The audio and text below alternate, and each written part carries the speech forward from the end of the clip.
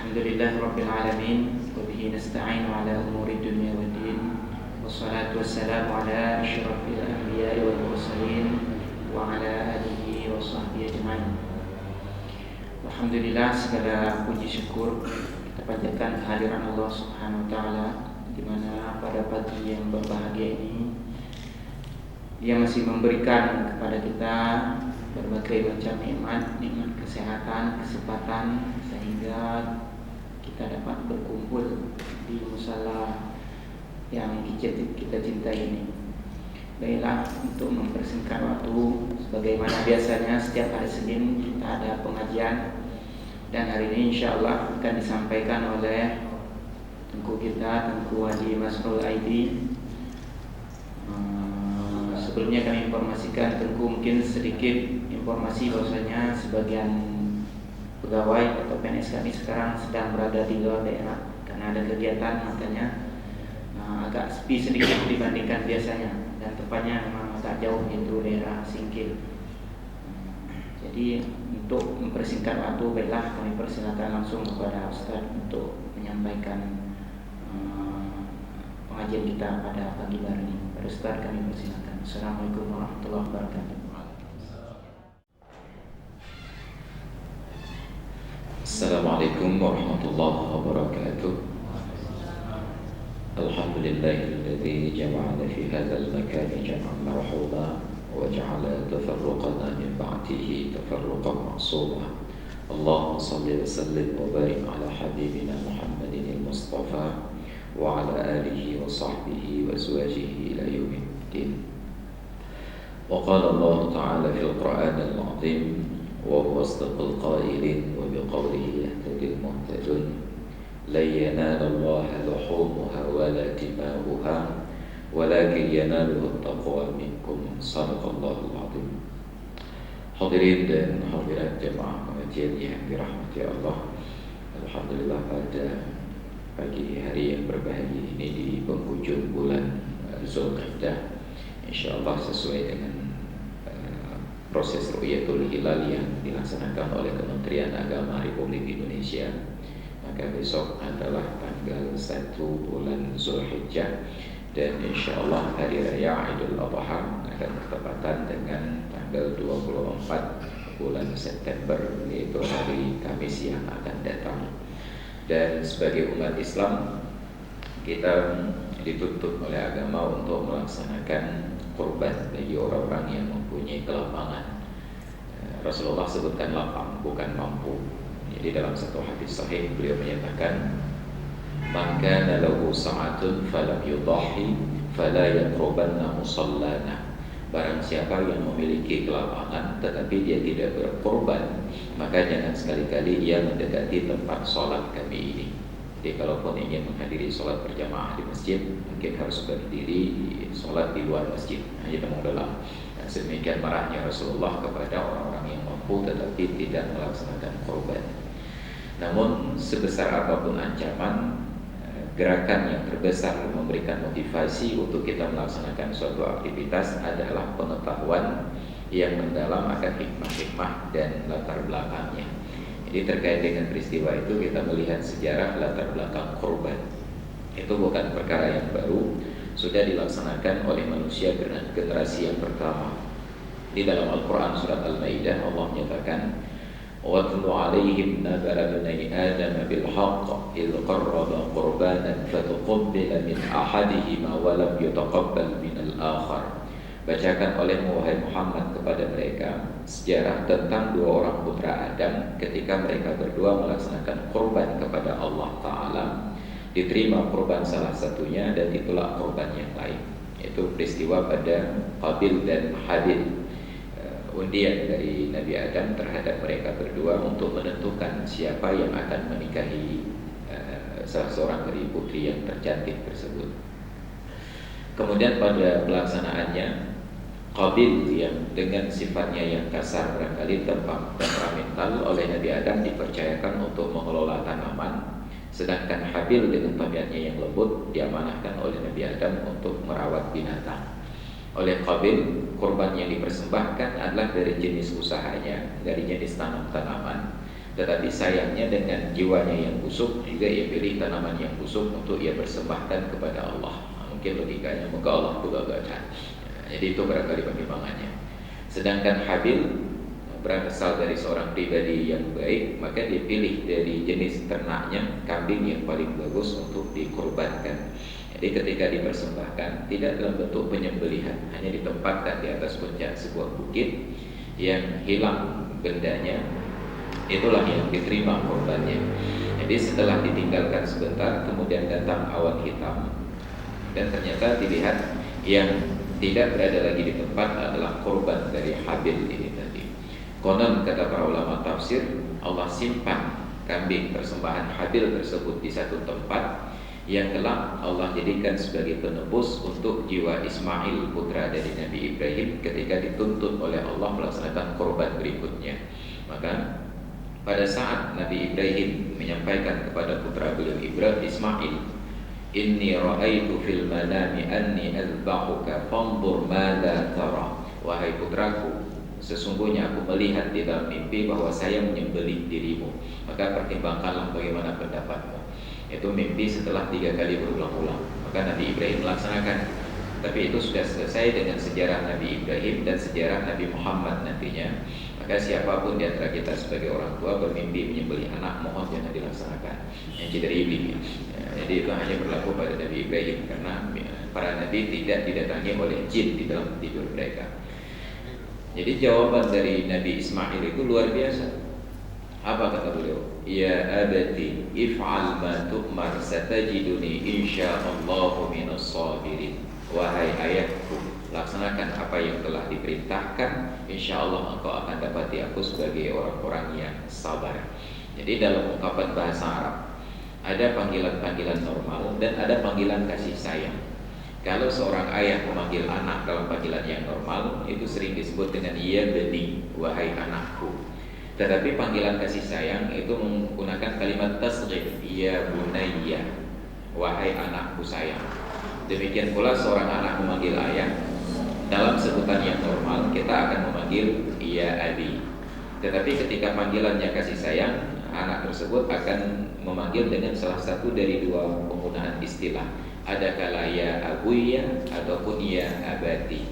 Maka nanti adalah dalam panggilan kita di Aceh untuk orang-orang alim kita sebut dengan abuya. Itu sebenarnya panggilan kasih sayang seorang anak kepada orang tuanya, abuya, sebagai ganti dari bunayya dari orang tua terhadap anak, abuya dari anak terhadap orang tua. Nah, tapi dalam bahasa Al-Quran lebih sering digunakan kata-kata abati. Itu menunjukkan bagaimana interaksi antara ayah dan anak ini penuh cinta dan kasih sayang. Padahal langkah selanjutnya akan dilaksanakan adalah eksekusi penyembelihan. Dari hidup sehat akan dibunuh. Tetapi sebaliknya anak-anak yang durhaka, yang pendidikannya tersebut tidak meresap, walaupun dari seorang ayah yang seorang nabi, tetap akan timbul kedurhakaan. Jadi kita melihat dalam sejarah Nabi Nuh alaihissalam, ketika putra beliau sedang berenang di dalam gelombang yang besar tsunami zaman tersebut, dan Nabi Nuh berada di dalam geladak kapal dengan orang-orang yang beriman. Kasih sayang seorang ayah terhadap anak menyebabkan beliau lupa bahwa putra beliau adalah orang yang durhaka dan orang kafir. Maka beliau tawarkan, ya bunayya kam ma'ana. Sekalipun anaknya durhaka, ayah tetap memanggil dengan kasih sayang. Ya bunayya, wahai anakku sayang, irkam ma'ana, naik ke atas kapal ini bersama dengan kami. Tapi anak yang durhaka dari kematian menjelang ajal ingin diselamatkan kepada kehidupan, tetap tidak menganggap orang tuanya sebagai ayah. Maka tidak ada sahutan dari putra Nabi Nuh dengan ya abati, tetapi langsung kepada uraian sa'awi, qala sa'awi ila jabalin ya'simuni minal ma'. Saya akan berenang ke gunung yang akan dapat menyelamatkan saya dari air yang dahsyat ini. Ayahnya telah tegaskan kembali, ya bunayya la 'asimal yawma min amrillahi, wahai anakku sayang, tidak ada yang dapat menyelamatkan engkau dari kehendak Allah pada hari ini, illa man rahimah, kecuali makhluk-makhluk yang sudah dijanjikan oleh Allah Ta'ala tidak mati pada hari tersebut. Apa yang terjadi? Fahala bainahumal mawju fakana minal mughraqin. Antara ayah dan anak ini dihalangi oleh gelombang yang besar dan tenggelamlah putra Nabi Nuh. Walaupun putra beliau tenggelam dalam azab Allah sebagai orang yang durhaka, kasih sayang seorang ayah tetap menjadikan beliau berdoa kepada Allah, mempertanyakan kenapa anaknya tenggelam padahal itu putra sendiri. Allah menjawab, innahu amalun ghairu salih, karena dia melakukan amalan yang tidak baik. Jadi kita melihat bagaimana putra dua orang Nabi berbeda latar belakang. Yang satu dalam keadaan sehat ingin dibunuh mati tapi pasrah, yang satu mau mati ingin diselamatkan tetapi menentang. Maka persoalan hidup dan mati itu bukan persoalannya hal-hal yang logis. Ada perkara-perkara yang tidak logis bagi kita terkait dengan kehidupan dan kematian.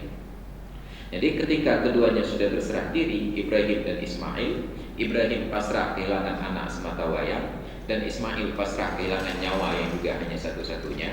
Allah nyatakan, falamma aslama wa tallahu lil jabin. Ketika ayah dan anak ini sudah berserah diri kepada Allah dan dibaringkan di atas pipinya, nudiya ayya Ibrahim qad saddaqtar ru'ya. Maka datanglah panggilan, wahai Ibrahim, sungguh engkau telah benarkan mimpimu. Wa fadainahu bidzibhin 'adzim, dan kami tebus jiwa Ismail dengan penyembelihan yang agung. Para ulama katakan, sembelihan itu disifatkan dengan kata-kata agung karena kambing yang sama dikorbankan dua kali oleh dua orang nabi untuk dua orang putranya. Yang pertama oleh Nabi Adam untuk putra beliau Habil, yang kedua oleh Nabi Ibrahim untuk putra beliau Ismail. Jadi ditebuslah jiwa Ismail dengan kambing yang sudah disimpan oleh Allah Ta'ala dari peristiwa Habil sebelumnya. Para ulama kemudian kaji, kalaulah terjadi praktek penyembelihan Nabi Ibrahim terhadap Ismail dan benar berlangsung pada waktu itu, sungguh akan menjadi sebuah ajaran di dalam syariat Islam untuk setiap orang tua menyembelih putra sulungnya. Nah, kalau itu yang terjadi, insya Allah kita tidak akan bertemu. Karena kebetulan saya putra sulung, kalau ada kuring banyak oleh uji. Jadi untuk tidak berlaku syariat tersebut, maka tidak diajarkan di dalam Islam tafarruq ataupun mendekatkan diri kepada Allah dalam bentuk penyembelihan manusia, eksekusi manusia. Tetapi ternyata praktek itu terus berlanjut setelah Nabi Ibrahim. Kemudian kita mengenal dalam sejarah Nabi Muhammad, ayahanda beliau Abdullah itu juga pernah hampir disembelih oleh kakek Nabi Abdul Muttalib. Karena pada waktu Abdul Muttalib masih muda, baru punya seorang anak dan seorang istri. Kita tahu bahwa dalam sejarah Abdul Muttalib mempunyai 5 orang istri dengan 16 orang anak, 10 orang laki-laki dengan 6 orang perempuan. Ketika baru 1 orang putra beliau, Allah Ta'ala perintahkan kepada Ibrahim untuk menggali sumur Zam-Zam yang sudah hilang ditimbun oleh Bani Jurhum pada masa sebelumnya. Dan penduduk Mekah tidak mengenal dalam sejarah mereka bahwa di lokasi sekitar Ka'bah itu terdapat sumur. Jadi ketika Abdul Muttalib mendapatkan mimpi perintah dari Allah untuk menggali sumur Zam-Zam, setelah 3 malam berturut-turut bermimpi, maka beliau keluarkan alat-alat yang diperlukan, linggis, selam, buku yang berdaya untuk menggali. Jadi lokasi sumur Zam-Zam pada masa itu adalah pusatnya kota Mekah pula pada waktu itu. Jadi berada di tempat keramaian, berbeda dengan sekarang sudah berada di dalam kawasan masjid. Ketika Abdul Muttalib akan melakukan penggalian, dilarang oleh orang-orang Quraisy pada waktu itu untuk tidak merusak situs sejarah, tidak merusak tempat-tempat ibadah tersebut hanya karena mimpi saja. Karena mereka benar-benar tidak tahu bahwa di situ ada sebuah sumur. Jadi mereka melarang sampai karena Abdul Muttalib bersikeras untuk melanjutkan usahanya, Abdul Muttalib dikeroyok. Dalam keadaan terluka parah babak belur, Abdul Muttalib katakan, ya Allah, kalaulah saya punya anak laki-laki yang banyak, sungguh mereka tidak bisa melakukan hal ini terhadap saya. Maka saya berdoa kepadamu ya Allah, bila dianugerahi 10 orang anak laki-laki, salah seorangnya akan saya kurbankan kepadamu. Kemudian berjalanlah waktu, tidak jadi penggalian pada waktu itu. Abdul Muttalib melanjutkan kehidupannya, menikah sampai dengan 5 orang perempuan dan mendapatkan 16 orang keturunan, 10 laki-laki dan 6 orang perempuan. Kemudian hadir lagi mimpi untuk menagih Abdul Muttalib menggali sumur Zam-Zam. Maka ketika sudah teringat kepada mimpi tersebut, Abdul Muttalib pesankan kepada anaknya yang laki-laki, besok kita akan melakukan penggalian sumur Zam-Zam yang pernah digagalkan oleh orang Quraisy karena saya hanya dengan abang kalian yang sulung. Waktu itu namanya Allah Muhammad, siapa nama? yang paling tua, paman dari Nabi Muhammad SAW, abang beliau paling tua, Haris bin Abdul Muttalib. Jadi ketika itu Abdul Muttalib katakan, kalian berbaris untuk menghalangi orang Quraisy mengganggu saya dan saya akan melakukan penggalian. Jadi menyembah tanahnya memberi kepada orang Quraisy, kalau saya maju takkan dulu. Nah, persoalan dengan polsek saya urus. Ya, itu kan Abdul Muttalib. Maka berbarislah putra-putra beliau yang gagah perkasa tersebut dan Abdul Muttalib melaksanakan pekerjaannya. Yang satu lawannya Abu Lahab lawan. Nah, kemudian Hamzah, itu cipang perang hidupnya. Jadi selesailah penggalian tersebut. Ketika telah selesai penggalian sumur Zamzam, malam harinya pada saat Abdul Muttalib tidur di dalam Ka'bah, hadir lagi mimpi dari Allah Ta'ala menagih kepada Abdul Muttalib tentang nazarnya yang dahulu. Dulu engkau bernazar bila punya anak laki-laki 10 orang, salah satunya akan disembelih. Terkejut Abdul Muttalib, ya Allah, mayang-mayang jadi jin. Ada mayang jadi ditagih oleh Allah Ta'ala.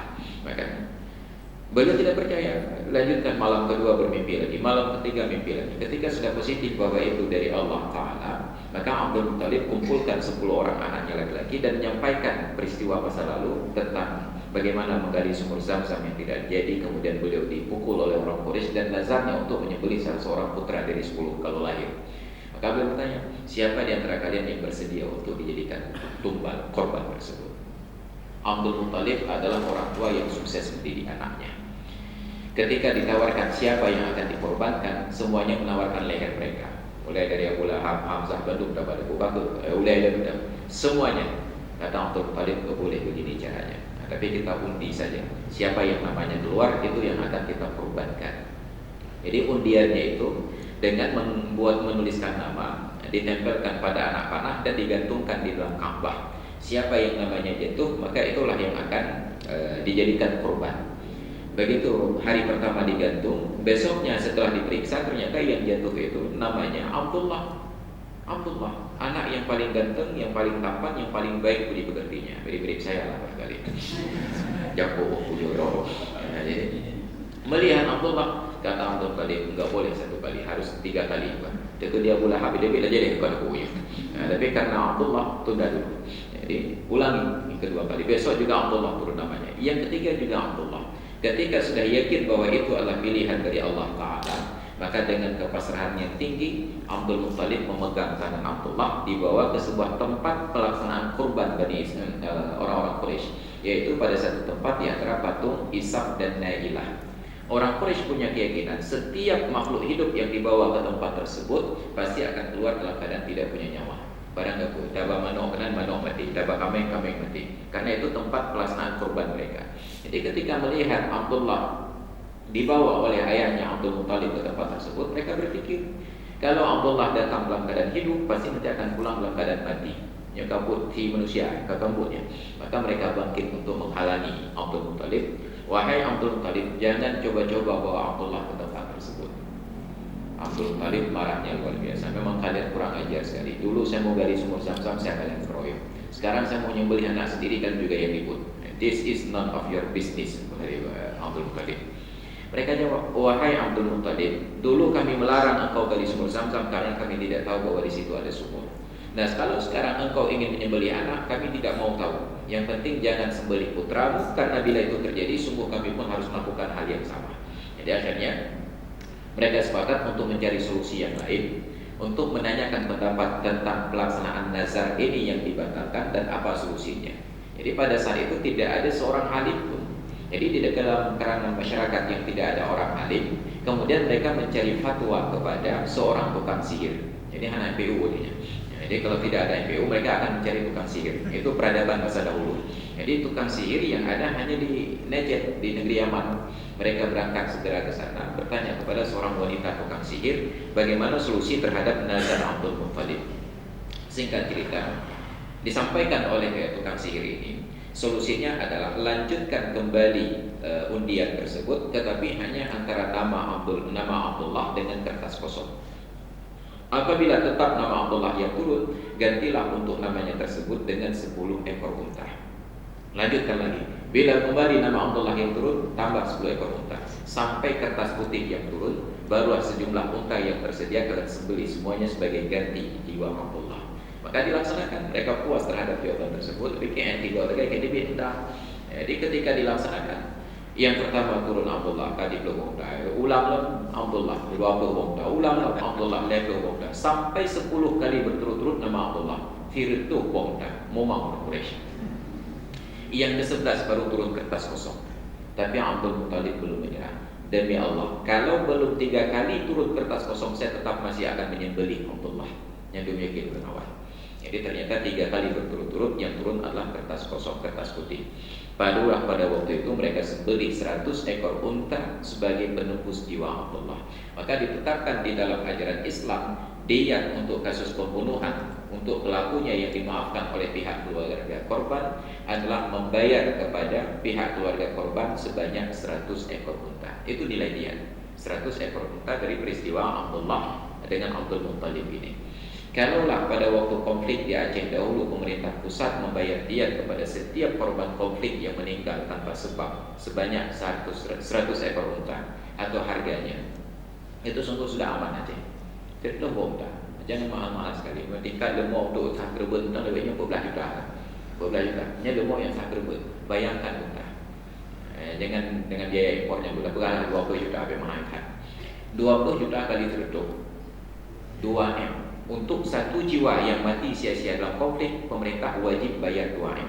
Menyuntukkan dibayar oleh pemerintah pada setiap korban konflik. Sungguh kita yang kerabatnya tidak menjadi korban menyesal. Bukan nama dia begitu.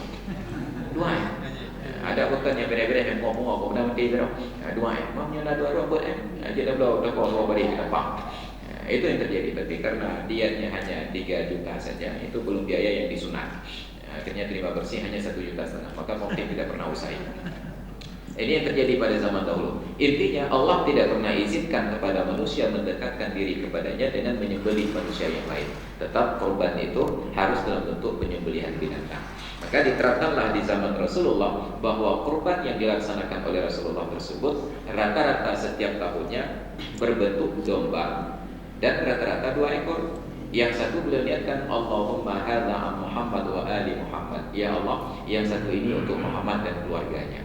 Kemudian yang satu lagi beliau sembelih Allahumma hadza amman lam yudhahi min ummati. Ya Allah, yang satu ini aku persembahkan untuk orang-orang yang tidak berkorban dari kalangan umatku. Sedemikian cinta dan sayangnya Nabi untuk kita, bahkan beliau sediakan. Maka beliau sediakan 1 ekor kurban lagi atas nama kita yang malas untuk berkorban. Sehingga ulama putuskan dari peristiwa tersebut bahwa melaksanakan kurban hukumnya adalah sunnat kifayah. Apa makna sunnat kifayah? Dalam satu rumah, seharusnya 1 kakak, itu cukup 1 ekor kurban saja. Sekalipun yang paling baik adalah masing-masing jiwa di dalam rumah tangga tersebut melaksanakan 1 ekor kurban. Ternyata kita masih malas untuk berkorban, sekalipun semangatnya itu sudah mulai tumbuh dan tinggi. Ada sebagian daerah untuk di wilayah Kota Banda Aceh itu hampir rata-rata kampung korban terkumpul lebih dari 50 ekor dalam bentuk kambing saja. Kalau kita konversi lembunya kepada kambing, adalah 40 ekor kambing dengan 10 ekor lembu ataupun 30 ekor kambing 10 ekor lembu. Namun ternyata semangat berkorban yang tinggi tidak dibarengi dengan pemahaman dan ilmu yang memadai. Maka hampir rata-rata saya konsultasi dengan panitia korban, ternyata korbannya itu tidak sesuai dengan SOP. Artinya pertanggungjawabannya itu tidak sah. Kenapa? Karena perkara yang paling fatal dalam pelaksanaan korban ketika panitia memperjualbelikan kulit dan menjadikan ongkos panitia dari kebutuhan binatang ini. Hampir rata-rata panitia korban memperjualbelikan kulitnya. Sedangkan ketentuan di dalam korban itu langsung dari hadis Rasulullah yang menyatakan memba'a jilda udhiyatihi fala udhiyatalah. Barang siapa yang menjual kulit binatang korbannya, maka tidak ada pahala korban baginya. Innama huwa luhumun yufardi wa huwa yudabili seekor kambing, tapi tidak punya uang 100.000 untuk membayar ongkos panitia. Kemudian kulit diperjualbelikan. Mungkin walaupun panitia berinisiatif jual kulit untuk kemaslahatan pelaksanaan kurban, membeli kantong plastik, kemudian untuk biaya panitia makan siang dan lain sebagainya. Tidak boleh, karena itu nas la ijtihad ma'an nas. Tidak boleh berijtihad kalau sudah ada nas. Saya sudah sampaikan hal itu sering pada mimbar Jumat, pada pengajian dan lain sebagainya. Sampai ketika hari Jumat kemarin, ketika khutbah di Al-Munawwarah Janto, bertemu dengan seorang kawan yang beliau katakan bahwa pada salah satu pengajian di tempat beliau, di masjid beliau, oleh seorang tengku dan nyojek, nyatakan Memang benar bahwa tidak boleh oleh panitia dan pemilik serta ahli warisnya menjual kulit binatang kurban. Tapi bukan tidak boleh jual katanya. Yang jangan oleh pemilik, oleh ahli waris dan oleh panitia. Kalau begitu sedekahkan untuk orang miskin, suruh orang miskin yang jual, nanti uangnya berikan kepada panitia. Maka ilah apa? Bahkan kalau ada bila ilah hukum untuk puju-puju hukum. Jadi ini yang kita sesalkan dari deku-dekunya.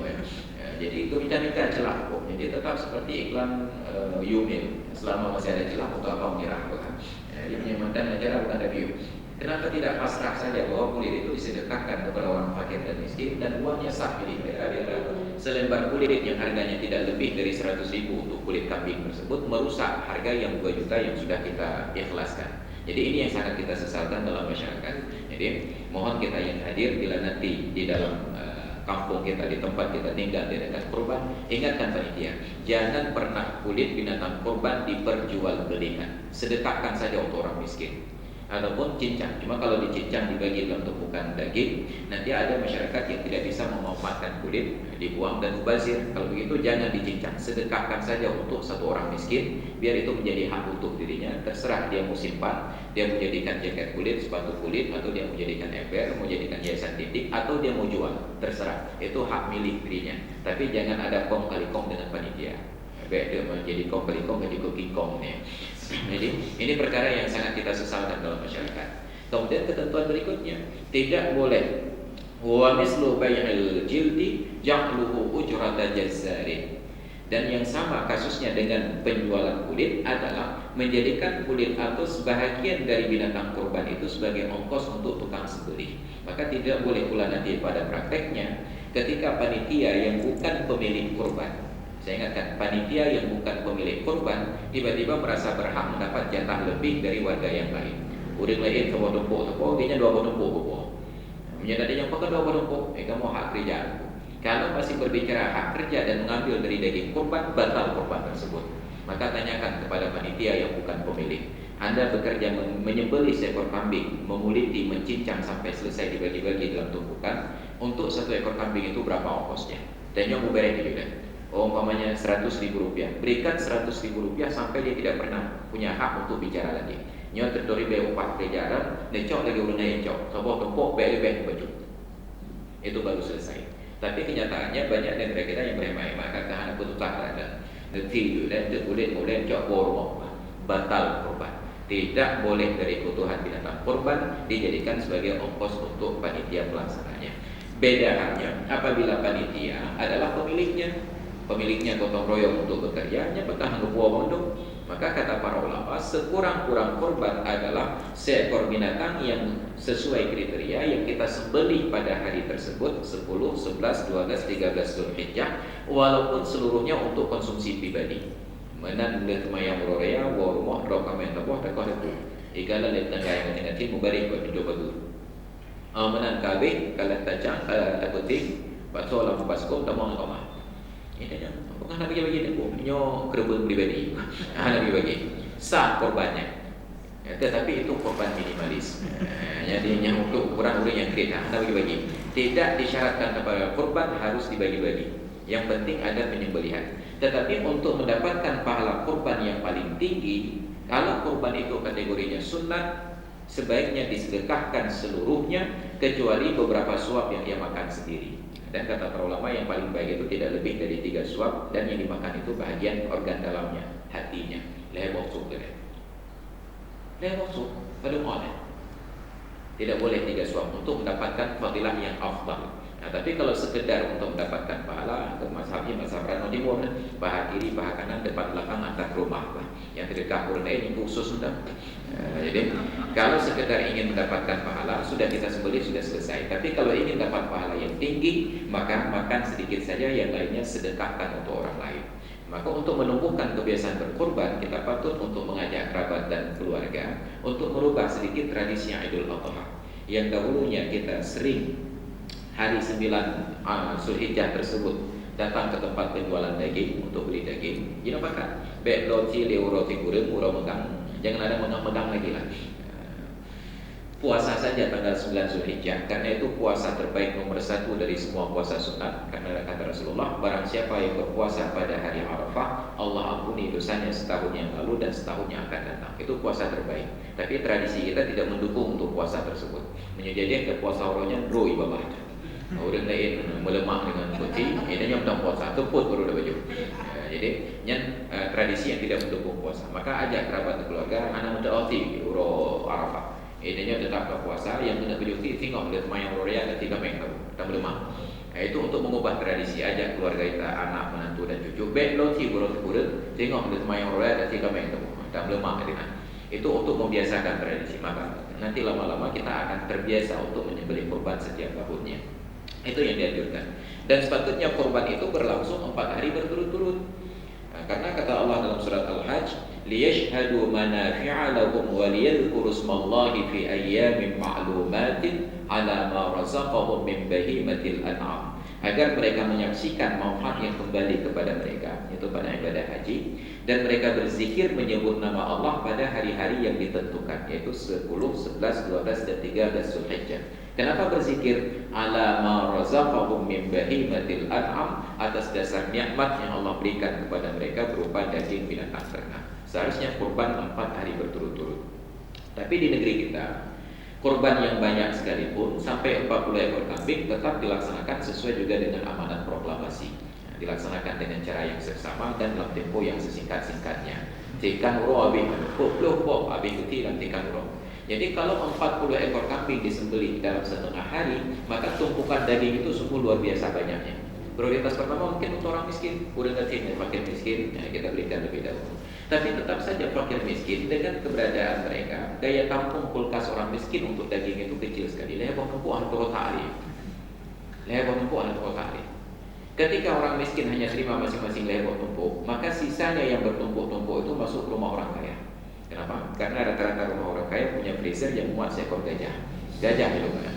Jadi akhirnya ketika hari pertama semua kurban ini disembelih, itu manfaat lebih banyak diterima oleh orang kaya yang hanya baju kecil daripada oleh orang miskin yang mungkin kena baju kecil. Jadi kenapa tidak kita bagi-bagi?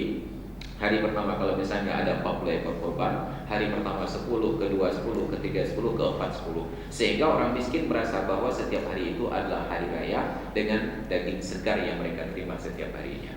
Ya, pada kata ada tanda ini depan. Jadi ini praktek yang diajarkan dalam Islam tetapi tidak kita laksanakan lagi. Maka seharusnya kita juga barangkali dari MPU bisa memberikan rekomendasi kepada pemerintah supaya kurban itu bisa dilaksanakan 4 hari, otomatis menuntut bahwa pegawai tidak masuk kerja dalam masa 4 hari. Nyanya mungkin. Bahkan karena pemerintah katanya patuh letak kepada aturan yang lebih tinggi dari syariat Islam. Jadi bahwa hukum Pancasila dan Undang-Undang Dasar 45 libur hanya 1 hari saja. Padahal dulu sudah ada inisiatif yang baik pada periode sebelumnya ketika meliburkan Idul Adha 4 hari dengan hari tasyrik, sekalipun kompensasinya masuk kerja pada libur hari Sabtu, 3 Sabtu yang akan datang. Bagi ini lebih baik mau urus Sabtu yang itu, dan dengan catatan kita bisa libur 4 hari pada Idul Adha. Kenapa tidak dengan keistimewaan syariat Islam di Aceh hal-hal demikian dipikirkan? Tapi yang satu pikir dia ada benar. Jadi ini persoalan menjadi PR bagi kita bagaimana mensikapi Idul Adha dengan pelaksanaan kurbannya. Jadi hadirin dan hadirat sekalian yang dirahmati Allah, itu beberapa hal yang barangkali penting bagi kita untuk mensikapi datangnya Idul Adha yang akan datang. Hanya tersisa sekitar 11 hari lagi, 10 hari lagi lebih kurang.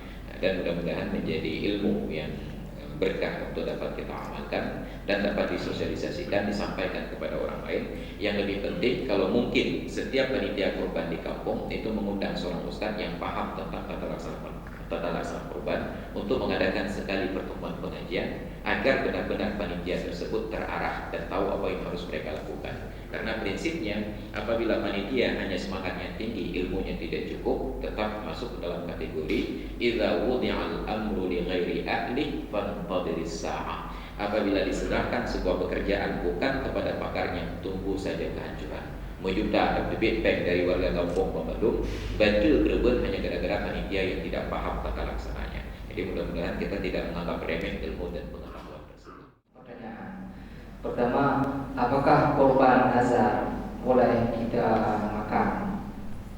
Yang kedua, apakah korban untuk orang tua yang sudah meninggal boleh kita laksanakan untuk niat orang tua. Yang ketiga, niat korban atau yang 7 orang, apa niatnya untuk kita wakilkan untuk pembeliannya.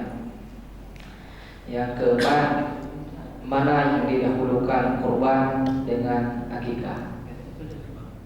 Ada orang di dalam keluarga, misalnya bernazar hidran sebelum nikah, kurban nilai taboh.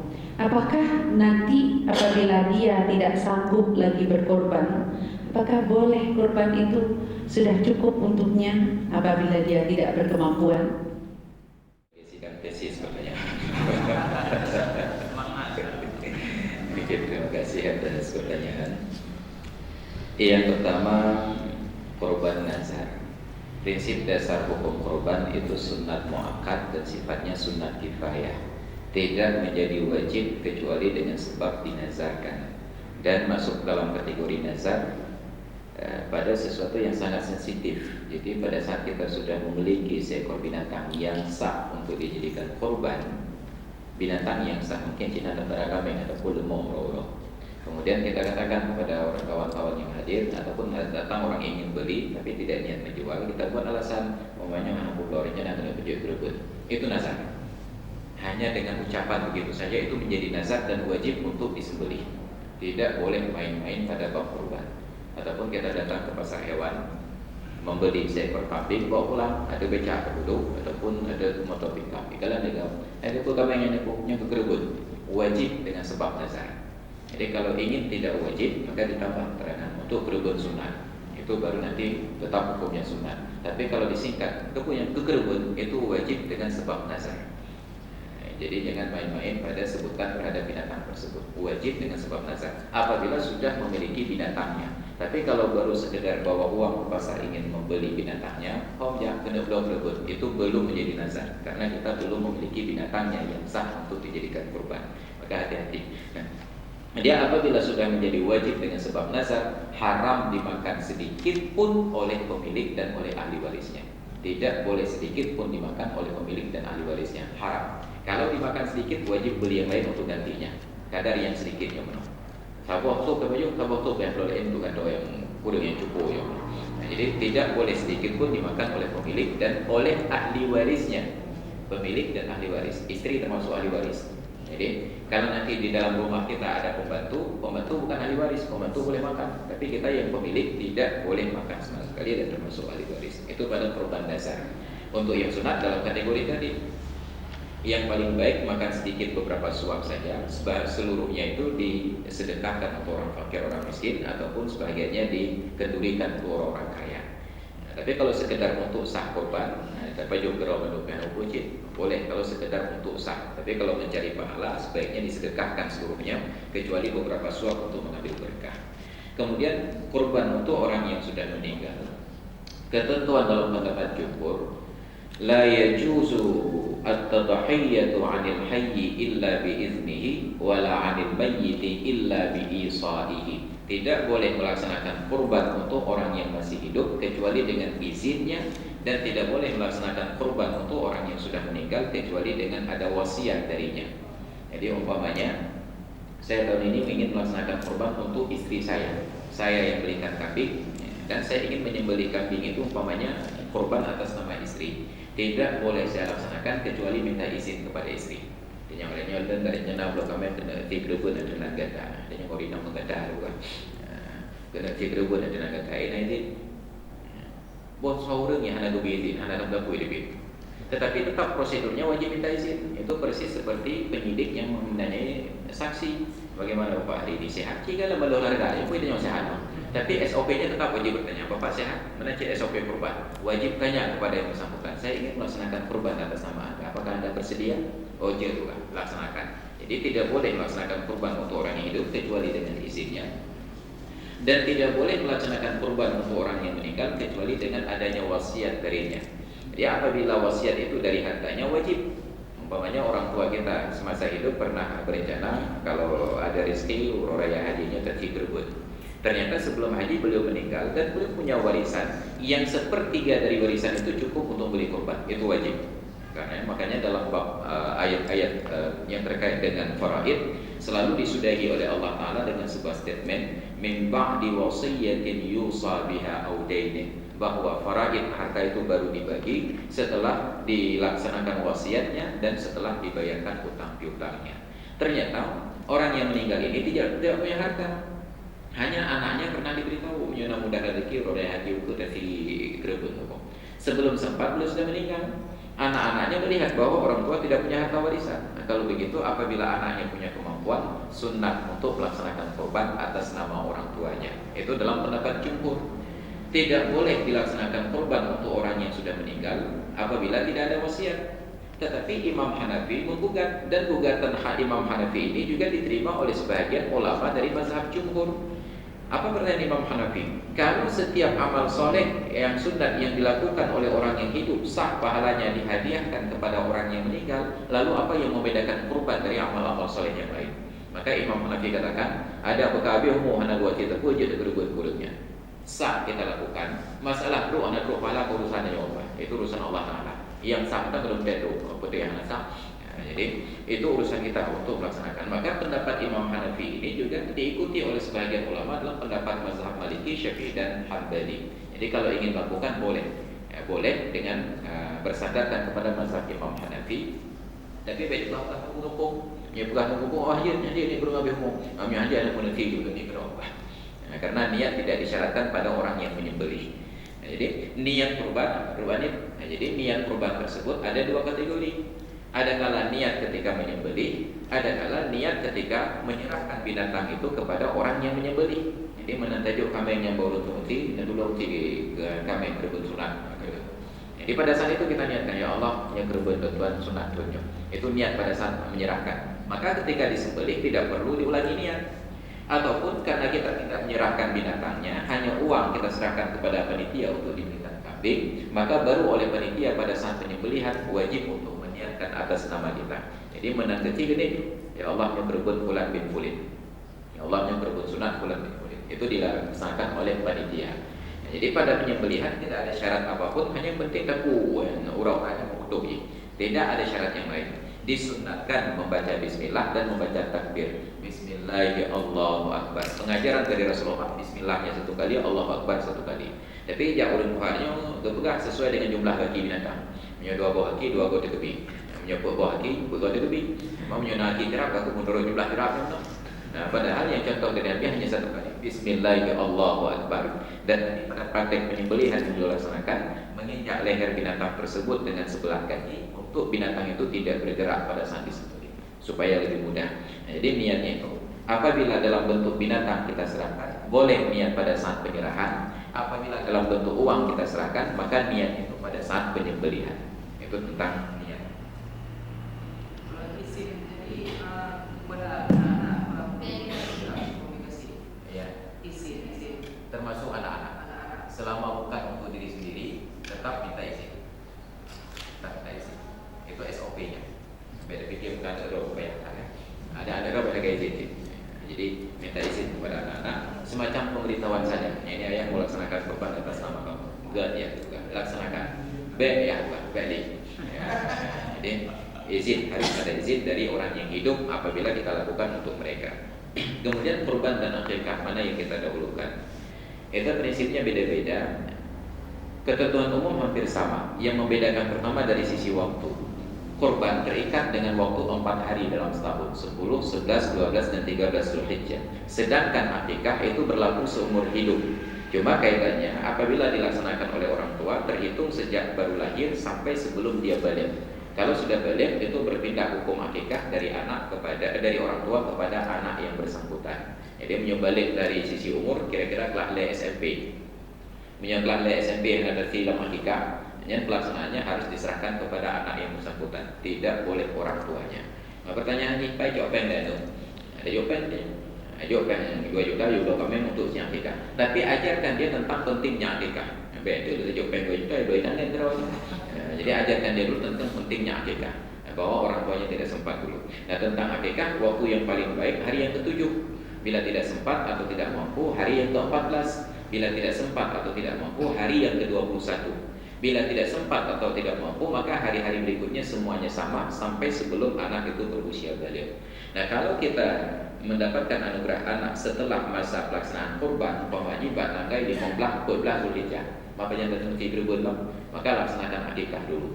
Tetapi ketika kita sudah sampai pada hari raya kurban belum dapat keturunan, Cirebon ini kalau ada kemudahan, ternyata lagi ada Cibengah Raya, maka laksanakan kurban sekaligus dengan akikah pada waktu yang sama. Jadi akikah dengan kurban itu berada pada urutan yang sama pada prakteknya. Jadi kalau pertanyaannya mana yang kita dahulukan, sesuai dengan keadaan. Pukul wate lahian macam di ururaya, pukul wate ururaya macam di ururaya, pukul wate lahian di ururaya masih go. Jadi kalau masih go, boleh kurban dan akikah dilaksanakan bersamaan. Bahkan pada Imam Ahmad bin Hanbal boleh 1 ekor kambing untuk kurban sekaligus untuk akikah. Kenapa? Karena akikah dan kurban dua-duanya adalah sunnah. Untuk perkara yang sunat, yang sama praktek, sama tujuan, boleh diniatkan secara bersamaan. Jangan sampai lagi puasa sunat Senin Kamis dengan puasa sunat Asyura ataupun puasa sunat Syawal. Itu boleh bersamaan. Jadi itu pada akikah dengan kurban. Jadi tidak ada syarat bahwa baru boleh berkurban kalau sudah selesai akikah. Ya, miuna ulugahna cidanya mau yang kita pun wajah. Tidak disyaratkan untuk berkurban harus sudah selesai akikah. Nah, jadi boleh kurban dulu, boleh akikah dulu. Kira-kira bagaimana cara kita menentukan puasa 9 Zulhijjah itu jatuh pada hari apa? Karena kan ada sekarang kan sudah resmi diumumkan ada yang tanggal 23, ada tanggal 24. Jadi untuk menentukan hari tasyrik juga sebuah persoalan saya pikir. Jadi yang paling penting 9 Zulhijjah untuk puasa itu jatuh pada hari apa? Apakah kita bisa mengikuti kapan orang Arab wukuf? Karena beda Aceh dengan Arab kan cuma 4 jam. Terima kasih. Tentang ru'yatul hilal, dia tanya raya haji yang benar, pun ikut pemerintah yang pegang tanggal 20 pun, atau ikut Muhammadiyah yang pegang tanggal 20 bulan. Bahkan dan ada Muhammadiyah karena di Arab Saudi pun tanggal 20 bulan. Jadi prinsip ibadah itu harus dengan ru'yah. Jadi prinsip waktu-waktu ibadah itu dengan penglihatan pergerakan benda langit, bukan dengan jadwal dan tidak mengikut kepada pengetahuan orang lain. Jadi seharusnya waktu subuh itu dengan melihat fajar, bukan karena sudah jam 5 lewat 10 menit. Kita sholat zuhur itu karena sudah tergelincir matahari, bukan karena sudah jam 12 lewat 40 menit. Tapi karena adanya kau cek halawenya, oh habar galan-galan, atau galan jum dah. Atau kata mayang ibu kita mau bahan kita mau teh. Jadi prinsipnya ketika perbedaan terjadi antara pemerintah dengan organisasi non pemerintah, kita sebagai rakyat diwajibkan oleh agama untuk ikut pemerintah. Karena dalam Al-Quran surat An-Nisa, ya ayyuhalladzina amanu athi'ullaha wa athi'ur rasula wa ulil amri minkum. Jadi ulil amri yang dipahami oleh para ulama itu adalah pemerintah. Ulil amri itu adalah pemerintah. Maka kalau ingin ikut organisasi keagamaan ataupun guru pengajian silakan, tetapi ada risiko. Apa risikonya?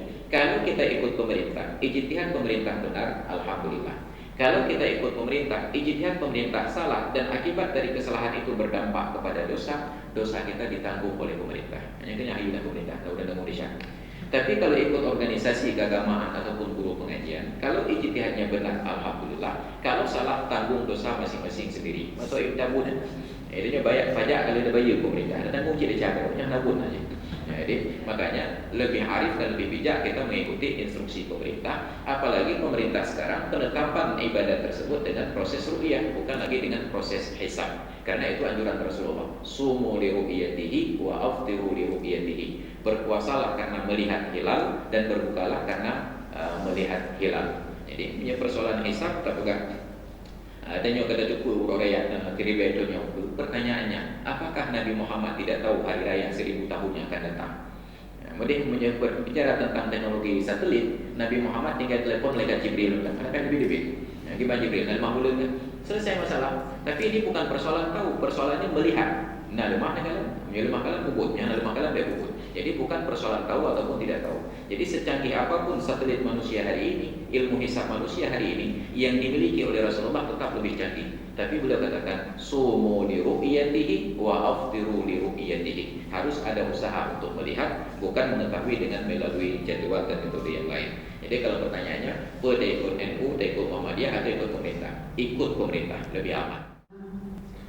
Bagaimana hukumnya kalau kita berikan kurban, melakukan kurban untuk orang tua kita yang sudah meninggal, apakah itu bisa? Saat yang kedua, kalau misalnya kita ingin berkurban, tapi kurbannya nggak di tempat kita yang sekarang kita tinggal, tapi saya di kampung, itu gimana? Kita nggak makan sama sekali kurban yang kita lakukan. Pahala menghadiahkan pahala kurban untuk orang tua yang sudah meninggalnya, pahala atau berkunci benar rupanya. Setiap orang yang terlibat dalam kebaikan mendapatkan pahala kebaikan, dan setiap orang yang terlibat dalam kemaksiatan mendapatkan dosa dari kemaksiatan tersebut. Maka kata Rasulullah, dalam kasus pembunuhan, siapa saja yang membantu terlaksananya pembunuhan, walaupun hanya dengan isyarat tangan saja, dia mendapatkan dosa yang sama. Naurun tengah berarti orang yang dapat di bulan bah. Ini ada punya orang tambah, ini ada punya. Merokok di ikut aku, ini dia kapan dicari dulunya. Maka orang yang membantu kebaikan, walaupun hanya dengan isyarat saja, dia mendapatkan pahala kebaikan yang sama. Ad-dallu ala khairin kafa'ilihi. Orang yang menunjukkan perbuatan baik mendapatkan pahala sama seperti pahala pelakunya. Nah, apalagi kita yang melakukan. Tapi kerebut dan pahala kurinci kabeh umum. Maka adanya sebuah pahala kurinci sebuah pahala. Jadi lebih baik kita melakukan dan kita niatkan untuk orang lain dan kita mendapatkan pahala yang sama. Itu untuk pahala hadiah kurban. Kemudian untuk pengajian pakai kitab, bagus sebenarnya pakai kitab. Tetapi kalau pakai kitab, yang takutnya baru 2 baris demi baca. Jadi makanya saya lebih senang pada pengajian itu saya baca dulu rangkumannya, dan makanya nanti ada matan-matan yang harus saya ulangi, saya sebutkan. Karena menyebut pakai kitab agak sedikit monoton, membosankan.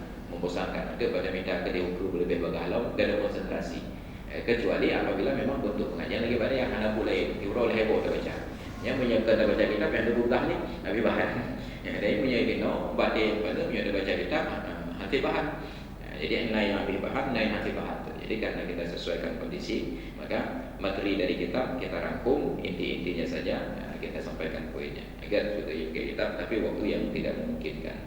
Kemudian pelaksanaan kurban di tempat lain. Mayoritas ulama katakan kurban itu sama ketentuannya dengan zakat, wajib dilaksanakan di tempat kita berada.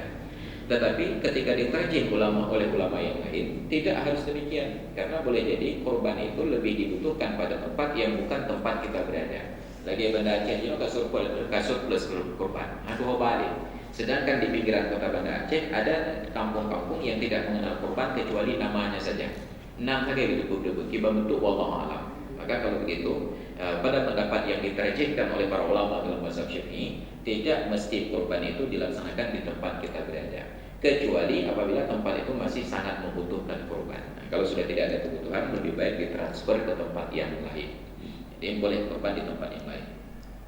Kemudian bagaimana bila pelaksanaan kurban tersebut ternyata tidak dilandasi dengan ilmu, panitia hukum? Jadi intinya tetap sama. Wa kullu man bighairi ilmi ya'malu amaluhu mardudatun la tuqbalu. Setiap orang yang beramal tanpa landasan ilmu, amalannya ditolak, tidak diterima. Maka itu hanya sedekah bagi-bagi daging, tidak menjadi pahala kurban yang utuh. Jadi makanya panitia harus diberikan arahan tentang bagaimana melaksanakan kurban dengan baik dan dengan benar. Kemudian pemilik kurban ketika dilaksanakan rata-rata kita 1 tumpuk, 2 tumpuk jatah pemilik, malah jatah pemiliknya lebih dari jatah orang lain. Boleh-boleh saja. Kalau pemiliknya ingin pahalanya lebih tinggi lagi, setelah menerima jatah tersebut kembali sedekahkan kepada orang-orang yang di sekitarnya. Karena panitia kita yang pakai panitia cok juga di PPP di panitia. Maka apa? Tajuk baru lain yang ada di sekitar yang mungkin berhak untuk ini yang terakhir dari Bapak Nyukuno, Bandung golongan dan gaji yang kira-kira wajib kurban. Tidak ada status karena pada kurban itu tidak sama dengan zakat karena zakat ada nisab. Sedangkan pada kurban tidak disebut nisab, hanya kelapangan, menyukan lapang, kerebut, menyukan lapang, anak kerebut. Bahkan bisa jadi orang yang terlihat kaya, anak lapang, Pak Uro Raya, urunya doa, tunggu utang tu. Anak hoki lagi, tapi itu kan kaya rumah beraya, motor beraya, rumah beraya, anak kerebut tu apa? Ternyata orangnya orang kaya utang tu. Maka belum tentu orang kaya yang lapang dan belum tentu orang miskin yang tidak lapang. Maka kata Rasulullah, barang siapa yang punya kelapangan berkorbanlah. Jadi tidak ada batasan tertentu. Dan belum tentu orang yang honorer kontrak tersebut tidak punya kemampuan. Kadang-kadang yang honorer kontraknya ada yang mau berminta di bukan. Yang pegawai kalau nggak rayunya udah cinya tapi udah mati.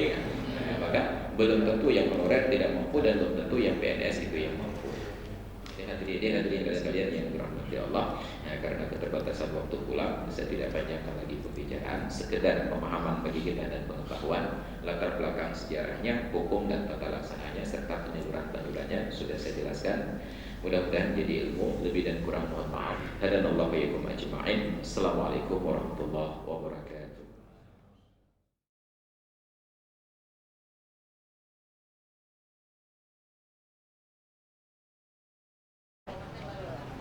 Banyak hal yang saya dapat dari belajar mengaji dan mengajar rutin di MPU Aceh, terutama dalam ilmu agama yang sangat bermakna, bermanfaat bagi kehidupan kami, bagi kehidupan kita bersama, terutama dalam beribadah dan dalam mengamalkan amal soleh. Itu penting bagi kita semua.